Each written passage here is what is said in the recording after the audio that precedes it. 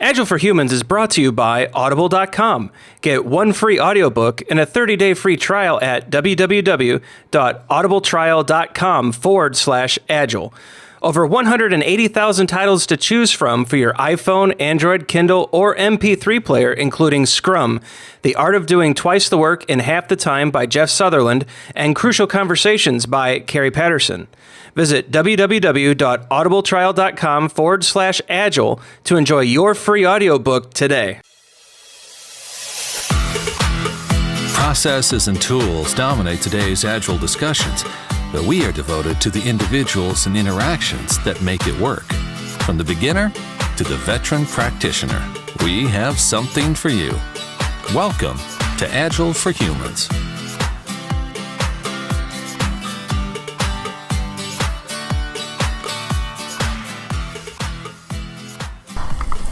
All right, welcome to another episode of Agile for Humans. I'm your host, Ryan Ripley. We are still in Indianapolis at the AgileIndy conference. Just an amazing venue, great setup, really turning into one of the better Midwest conferences. Got the opportunity to speak with Josh Kerievsky.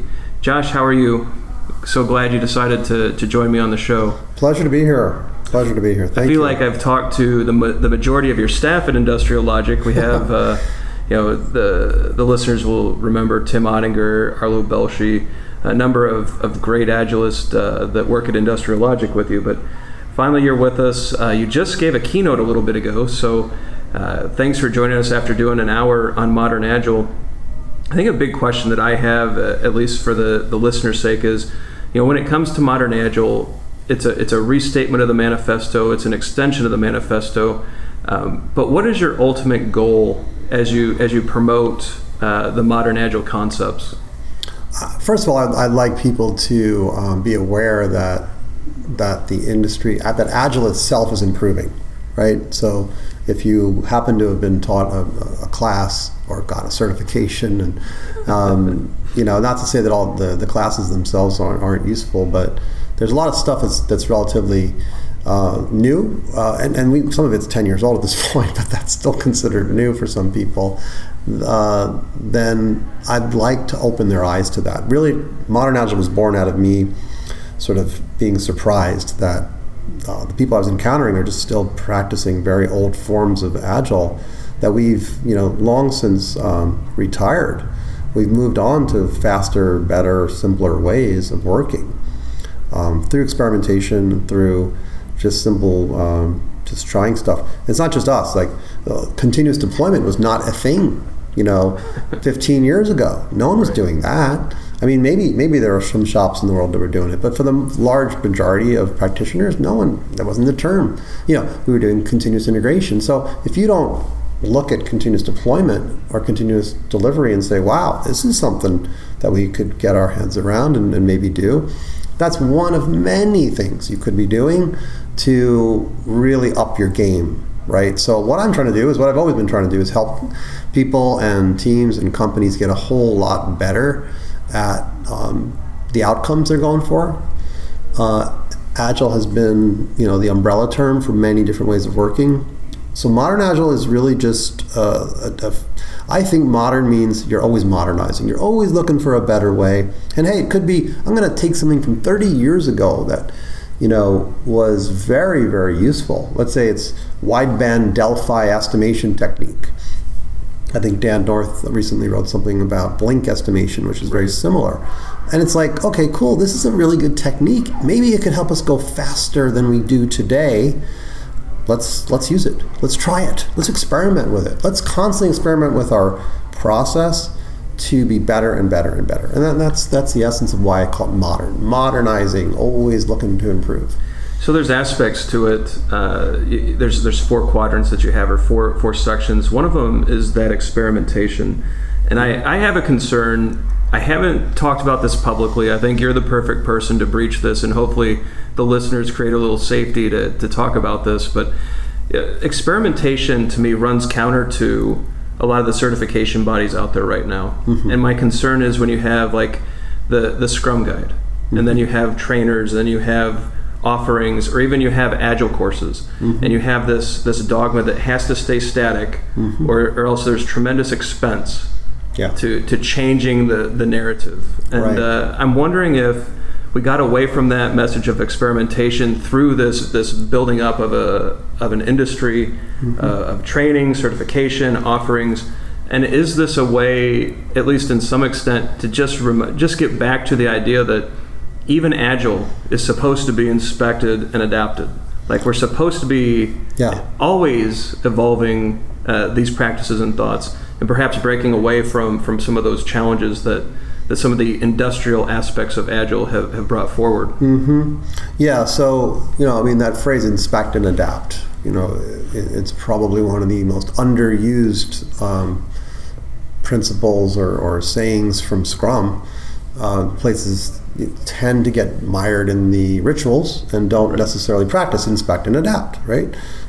So, it is built in to things like Scrum, and Extreme Programming had this as well, but they were just not emphasized enough. With Eric Ries really turning Lean Startup into the concept of experiments and scientific method and all of that really changed the game, and making sure you treat your requirements as guesses that you need to experiment with as inexpensively and as rapidly as possible. So, I think there's these opposing forces, which is that more and more people and companies want to become Agile, right? Or as they say, do Agile. And which do right off the bat, if they say do Agile, they mean like what are the 5 steps I follow, versus how do I become Agile, and how do I continue to get more Agile. So there's this competing, because like all these companies want to take advantage of it, especially when you got Harvard Business Review coming up and saying, everyone's going Agile. Right. Every company's looking around going, how about us? So the concept of scaling needs to be there, because you need to, I gave a speech, many years ago now at the Big Agile conference. This was in Calgary at the time. I called it Commoditizing Agility. And it was the kind of title that could, bother people maybe, because the concept of commoditization usually connotates something bad. Sure. For a lot of people. Oh, that's been commoditized. But if you actually really study commoditization, it can be very, very good, or it can be very bad, right? Like let's talk about like a JUnit. It's a commodity. It's free. You use it.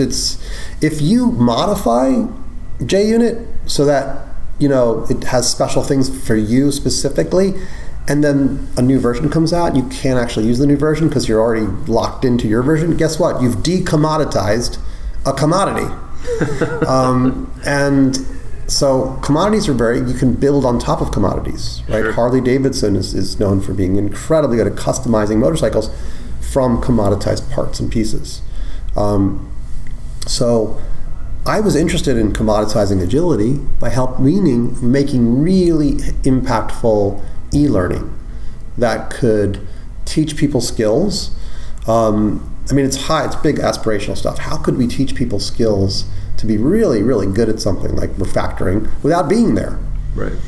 And that was the goal. I don't think you can ever really achieve that goal, but you try. Because then it could be, if that worked, you could spread that across thousands and thousands of people, and suddenly, if they went through this thing, they'd be very skilled. That's the idea, to me, of good commoditization. Right. What we ended up with a lot of the certifications is a commoditization of, this sort of 2-day sheep dipping approach, which isn't an ongoing, learning model. It's very superficial. It's not like targeted one little practice like we were trying to do with e-learning. And not actually trying, we succeeded. We've hit, thousands of people have studied from our stuff. So yeah, how do you deal with the large scale of people wanting to become Agile versus ossifying the practice, right? Because things change, you get better, you learn, that old way, there's a better way to do it now. So I think the best companies remain, the best companies remain lifelong learners. There's the book, Peter Senge's book, The Learning Organization. Sure. No, The Fifth Element, which is about the learning organization. So continuous learning certainly plays into it. It's one of those that I tend to agree that if you're not inspecting, adapting, learning almost continually, back to there was a keynote this morning about companies that don't follow that will be gone in 7 years. Mm-hmm. In 2020, the bar will be so high that if you're not learning continually, your company won't make it past the 7-year mark. Yep. And they're saying that that's been on an accelerated path. Back in the 30s, a company could expect to last 70 years. Mm-hmm. And in the 50s, it shrunk down to 30, and it's an exponential line going. Right. And I find it interesting that while there is that, I think that's almost accepted now. I don't think anyone's arguing against that. But are you seeing the kind of investment in continuous learning at these large Fortune 1,000, 550, 10, whatever size that you pick? Mm-hmm. Are you actually seeing that kind of investment now? I am. The smart companies are definitely getting much more experimental. Sure. They are actually putting real money into experiments, trying things out. I'm seeing it's getting better and better. It really is. It's absolutely critical for this to occur. So things are shifting. I think the competitive pressures are such now that people really realize they've got to experiment. And they have to create a culture that allows for failure to occur, safe failure, the way I mentioned in the keynote Amazon does, treating the entire environment like a venture capital fund from which you expect there to be failures, and that the successes are going to easily pay for the failures. So, set up as many things as you can, expect failures, and it's okay. Yeah, I think the problem that some companies haven't grabbed onto yet is that the alternative, so if you're not going to set up the learning organization and continual learning, you're just going to get disrupted. Yeah, right? Yeah. I mean, that's just the cab industry. Mm-hmm. Never saw Uber coming. Right. Rideshare was thought as just unsafe, crazy. Yeah. They just pushed that to the side. Now suddenly, at least in Chicago, everyone's got the Uber app out. Mm-hmm. I mean, Uber's had some missteps lately. I think they'll get through it, or maybe Lyft will disrupt them. Yeah. But in any case, the cab is the last resort now, and I don't think anyone would have thought that as short as 3-4 years ago. Yeah, I mean, saw it with Blockbuster, same type of thing. They're resting on their laurels. They're not realizing that they need to try to put themselves out of business. This is the standard business wisdom: is what can you do to put yourself out of business?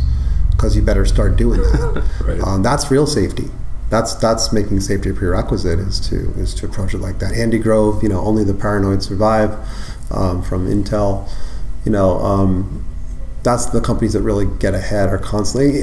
Amazon is like saying, look, even before the customers ask us for something that is even cooler than what we provide, we're already working on it, thinking they're going to be like, oh yeah, that really cool thing they did, and now it's like, ho-hum, whatever, we're used to it. What's even better? Sure. Oh, well, I'll deliver you something in 30 minutes. And again, you're not asking for it, but they know you want it. Eventually we will want it, right? Right. So it's coming.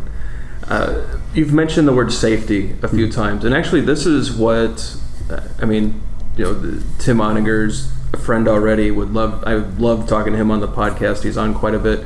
But when he started introducing me to Modern Agile, and he said that you guys have made safety a prerequisite, I instantly bought in. And I think I hope this is actually the pillar or the section that people come back to years from now and say, this is what put us into the next phase. Yeah. Can you just go into, when people hear safety, I think they hear a lot of, there's physical safety, psychological safety, organizational safety. Mm-hmm. There's all sorts of different types of safety. Mm-hmm. What are you after with making safety a prerequisite?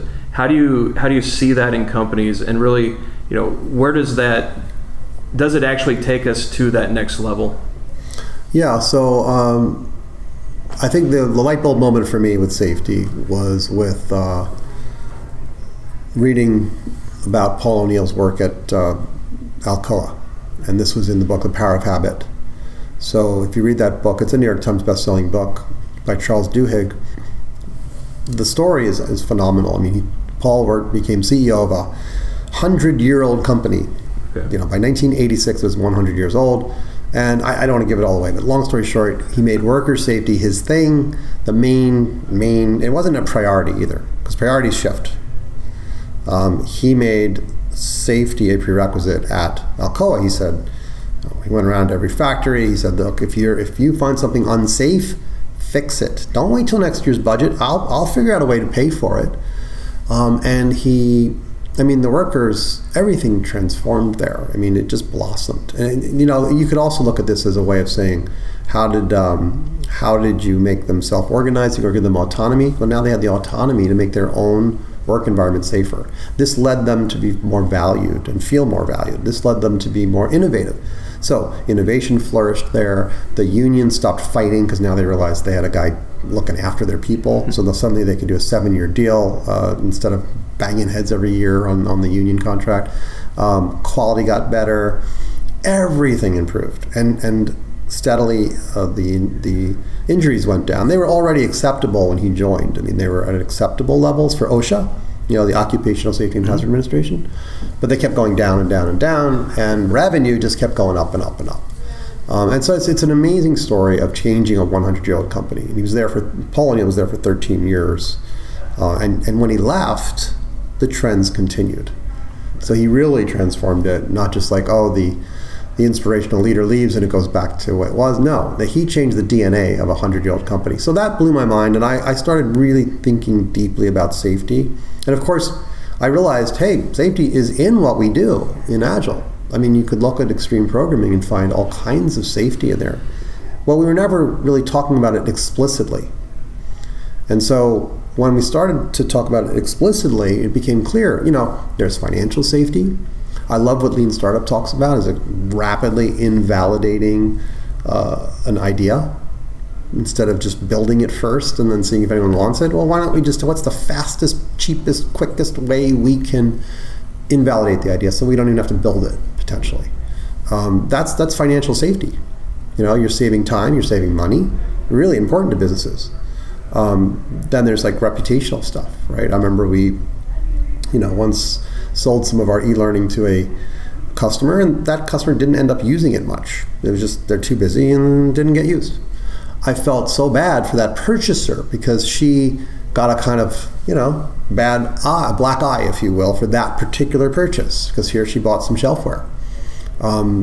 That made me feel bad for her. We weren't protecting her. So there's that level of safety there. There's the safety on the team, being able to have difficult conversations, that famous book, Difficult Conversations, or how to work in a psychologically safe environment, as you said. These things don't come easy. It takes some training, it takes some work to learn how to be safe psychologically. What Paul O'Neill would say too is that Alcoa, if there was an injury, they would get to the bottom of it. They'd come up with a solution for it, and then they didn't just fix it at that factory. They fixed it at all of their factories worldwide. I forget how many there were, but maybe 340 at the time. But they was like, we don't want this problem to ever occur in any one of our factories, so we're going to spend time getting the message out, fixing it. And he said this was our competitive advantage, that other companies couldn't do that as well. So they learned from a mistake, and they deployed that learning organization-wide. You're talking a big organization, big worldwide organization. So it was just utterly inspirational to me. And I thought, wow, safety really is the keystone habit to excellence. The only trouble is that people don't really care about safety for the most part. They want it to be there, but it's not like they go out and say, I want to buy safety. When you buy a phone, you're not like, that's the safest phone on the market. No, it's like, well, I like the way it looks, I like the way it feels, I like the plan I get with it. Now, if someone robs your data from that phone, you don't feel too safe, and maybe you never get that phone again. But that's usually an afterthought. Or unless it's a Galaxy Note S7, right? Right, it blows up in your pocket. Suddenly you want to be safe. But no, I think what it did for me, it was a light bulb moment to where I thought, finally someone is making the cultural shift explicit. Yeah. Because you can read the manifesto and there are people who would argue there's no management lessons in the principles. That's just for developers. It was a developer play. It was 17 devs, at a ski lodge. Yeah. which I don't agree with. I think there's deep insights all over the place if you just read it, internalize it, spend years thinking about those things. Sure. But what you've done, I think, is actually you've taken that cultural shift and said, this is part of it. And if you're not going to do this, it's not Agile. And that's a pretty wide and deep stake to put in the ground. Yeah. I'm sure there's been, or maybe I should just ask instead of assume, has there been some blowback from some of the things that you've tried to put out there, and where are you seeing some of the resistance? No, mostly it's very, very positive. People they find that describing Agile via the 4 modern Agile principles, I sometimes call them imperatives, the 4 imperatives, because I think that they're imperative for real success. I very little criticism of those. Some people think I'm trying to just one-up the manifesto, and that's really not the case at all. I never set out to do that. I wrote a blog. Carl Scotland in the UK said, actually those 4 circles in the diagram with all this other stuff, those 4 seem like the most important parts, and that he related them to the manifesto's values. And I thought, Carl's got a pretty good idea here. These four principles really do relate to the original manifesto values, but kind of take it in a different direction. The Make People Awesome one is one of my favorites because I don't think Agile, as I said in the keynote today, I don't think Agile ever really stated what we wanted to accomplish. It's like that was always upstream. Work in an Agile way, but the people upstream are going to tell you what to work on. And I think with Lean Startup, and I think with what we've been doing with Modern Agile is saying, actually we need a direction. Because imagine being really Agile and slamming into a wall. Right?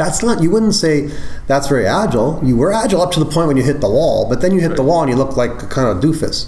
That's not that Agile. You got to know where you're going. You got to know what you're trying to achieve. And that's what Make People Awesome is about. I think Kathy Sierra, nailed it when she said, let's focus on making users badass at whatever they do. If it's accounting or balancing the checkbook or making a beautiful photograph, let's focus on them. Modern Agile says, let's focus on them and also on the rest of the crew we work with, our teammates and our managers and stakeholders. Let's focus on making them awesome. So that's a very clear direction. So it is trying to move in that way. And then the experiment, learn rapidly, and deliver value continuously are kind of like how you get there. What do you actually do? But what also is interesting about the Make People Awesome, it seems like there's the concept of obliquity, which I'm sure you're familiar with, where you're attacking a problem from a different angle. And it seems like if a company were to just state as a core value, making people awesome is what we do, it seems like those other items just flow. But that's so counterintuitive in a lot of these big companies. But what I've seen, and I think Modern Agile and the influence of you and Tim and Arlo, spreading this message, and many others. I know Bill Wake. You've got some of the top people at Industrial Logic pushing this idea. And what I'm starting to see is that that language is entering companies. And it's really fascinating to see where the focus on the employee. Now, whether they realize that they're creating safety or they're just trying to do the right thing, or however they wrap it.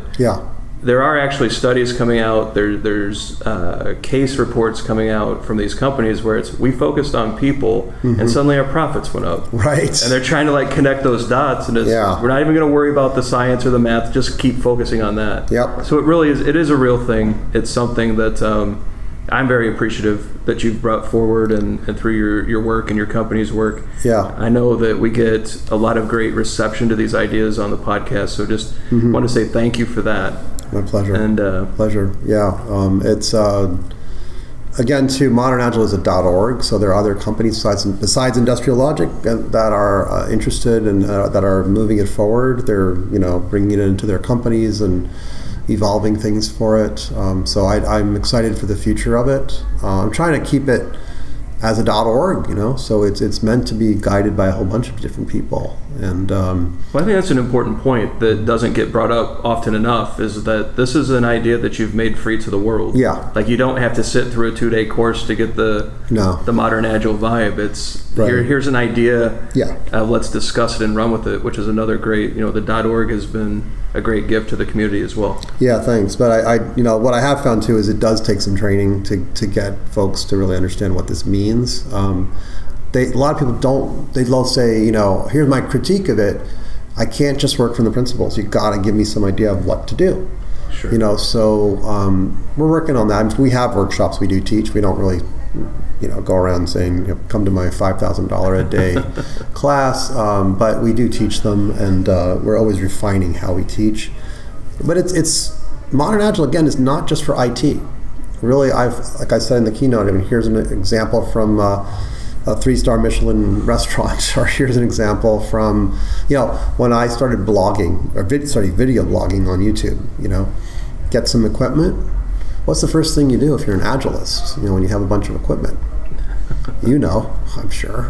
What's the first thing I do with a bunch of equipment? Yeah, you're gonna make a podcast, but you got all this new equipment. What do?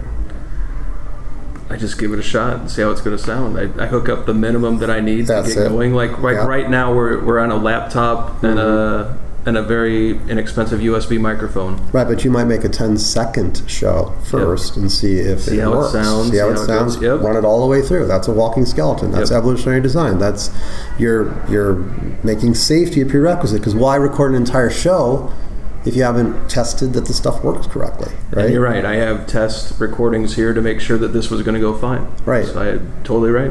Yeah, so I just see those principles applying to a variety of things, not just software. I think that's an important point, too, of Modern Agile, is we're seeing this, and it can sound, oh, wow, he's so grandiose, he's trying to go outside of, but boy, we've seen our own clients say, hey, how do I apply this to my hardware team? We've worked with hardware teams to help them. Sure. And they're like, what are you doing? You're a software person. Why are you talking to the mechanical engineer and the electrical engineer? But it's like, it's the same. CI, continuous integration, applies to you as much as it does to software developers. It's slightly different, but, you guys have to integrate at some point. So maybe try integrating earlier. Yeah. Anyway, so I see a lot of use of it in other areas. So I know we've got a hard stop. I want to be respectful of that. So this great discussion. I really appreciate you doing this. Wanted to give you a quick opportunity. Everyone that comes on the show gets a space at the end. Anything you'd like to promote? Anything that you'd like to get listeners in front of? Any ways that they can interact, whether it's Twitter, LinkedIn, anything like that. So the floor is yours. Anything you'd like to talk about, would love to hear it. Yeah, I'm Joshua Kerievsky. That's Kerevsky on Twitter, and I'm on LinkedIn and Facebook and other places. I'm giving a lot of speeches around the world, so that's a bunch of things coming up: Germany and Prague and Toronto, and a bunch of them, Australia. So I'll be speaking a lot of places. I would love it if people join the Modern Agile community, ask questions, learn more. Go to modernagile.org, go to the community section, and you can find one of our groups, like the Slack community or the Facebook community. And we'd be delighted to have you learn more. There's, if you want stickers, you can get them there at no, it's not no cost, but it's no profit. We just sell them for what we get them. I appreciate the chance to talk to you today, Ryan. Yeah, well, thanks for doing this. We caught Josh right after his keynote, so he spoke for an hour and then was gracious enough to do this. So thank you again for doing this. Pleasure. And we'll get links to your upcoming talks, the community, all the books that we talked about. We'll make sure that gets in the show notes so that listeners can dig in more. There's a lot of great reference material here, so I hope everyone takes advantage of it. So Josh, thanks again. Really enjoyed this. Thanks, Ryan. Appreciate it. Thanks for listening to Agile for Humans. Let's keep the conversation going. Drop us a question on Twitter @AgileForHumans or visit agileforhumans.com.